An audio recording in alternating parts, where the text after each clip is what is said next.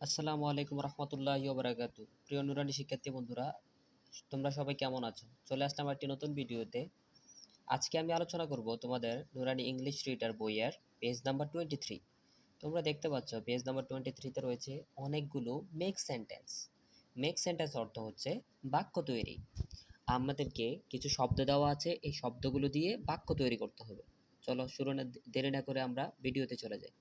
প্রথমে বন্ধুরা লক্ষ্য করো, sea, SEA, sea, A, see is a, vast, vast, water, water, be, double sel, cell, vessel, on, the, earth, earth, AC is a vast water vessel on the earth.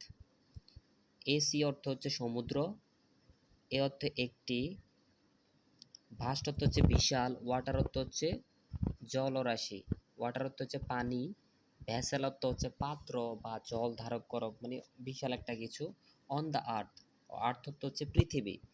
AC is a vast water vessel on the earth, সমুদ্র হচ্ছে পৃথিবীর বুকের বিশাল জলরাশি। তারপরে বন্ধুরা লক্ষ্য করো, বিতে কি রয়েছে, CHEAF, স্যাপ, স্যাপ অর্থ হচ্ছে তুষ বা কুড়া।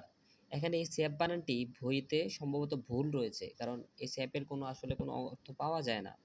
তারপরেও জানি না কি জন্য দিয়েছে, আমার জানা নেই। তারপর লক্ষ্য করো তোমরা, এ, ফি এ ফ্যা, ডিওয়াইডি ফেডি, এইচএস হ্যাজ, সিএইচএ ডাবল এফ স্যাপ, এই স্যাপ অর্থ তুষ বা কুড়া, এটা আমি জানি, কিন্তু সিএইচই ওই স্যাপ অর্থ কি এটা আমি জানা নেই আসলে। তারপর লক্ষ্য করো, অ্যারাউন্ড, ARO এরা, UND und, around, it, around it. A fady has safe around it. ফেডি অর্থ হচ্ছে ধান, হ্যাজ অর্থ আছে, স্যাপ অর্থ তুষ বা কুড়া, অ্যারাউন্ড অর্থ চারদিকে বা চারপাশে। আচ্ছা, এই ফেডি হ্যাজ সেফ অ্যারাউন্ড ইট, ধানের চারপাশে তুষ আছে।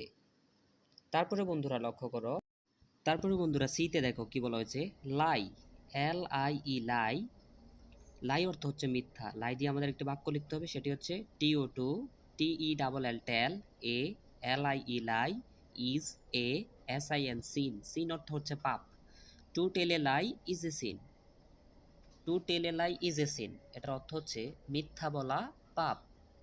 তারপর ডিতে লক্ষ্য করো, BELL উচ্চারণ হবে বেল, দপ্তরি রিংস দ্য বেল, তো দপ্তরিকে আমরা এভাবে ভেঙে পড়বো, DAP, দপ, TA, ত, দপ্ত, RID, দপ্তরি, RINGS, Rings, THE, the, BELL, bell, দপ্তরি Rings the bell, দপ্তরি অর্থ দপ্তরি, রিং অর্থ বাজানো, বেল অর্থ ঘন্টা।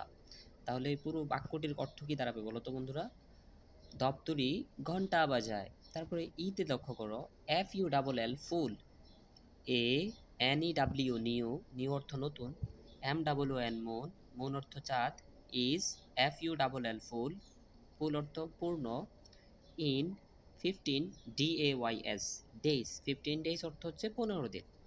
A new moon is full in 15 days, নতুন চাঁদ 15 দিনে পূর্ণতা লাভ করে। ভিডিওটি না টেনে পুরো দেখার, সম্পূর্ণ দেখার জন্য তোমাদের কাছে আহ্বান করা গেল। আশা করছি তোমরা খুব ভালোই লাগবে ভিডিওটি। বন্ধুরা অ্যাপতে লক্ষ্য করো, মক্কা, মক্কাকে আমরা এভাবে ভেঙে বলবো, MAK, মক, KA, মক্কা, মক্কা দিয়ে বাক্যটি কি হবে, Mecca is the, HO, LY, লি, holy, LAND, land, Mecca is the holy land, Mecca অর্থ মক্কা, হোলি ল্যান্ড অর্থ হচ্ছে পবিত্র, মক্কা পবিত্র ভূমি। তো জিতে কি রয়েছে লক্ষ্য করো, QUEUE, কিউ, কিউ অর্থ সারি বাঁধা, WESTAND, stand, in, QUEUE, queue, to, GET উচ্চারণ হবে get, IN, in, TO2, into, a, BUS, bus, we stand in queue to get into a bus, we stand অর্থ আমরা দাঁড়াই, ইন কিউ অর্থ সারিতে বা লাইন করে, টু গেট ইনটু এ বাস, বাসে ওঠার জন্য। তো এটার অর্থ হবে আমরা বাসে ওঠার জন্য লাইন করে দাঁড়াই। বন্ধুরা এবার এইচে লক্ষ্য করো, PWR, for, TX, tax, four tax, four tax অর্থ হচ্ছে জাকাত। তো এটা দিয়ে কি বাক্যটা হচ্ছে লক্ষ্য করো, দি, RICH, RI উচ্চারণ হবে রি, CH এর উচ্চারণ হবে সয়ের মতো, rich, The rich, M-U-S, mus, L-I-M-S, limbs, Muslims. The rich Muslims, G-I-B-E, give for tax to the PWR poor.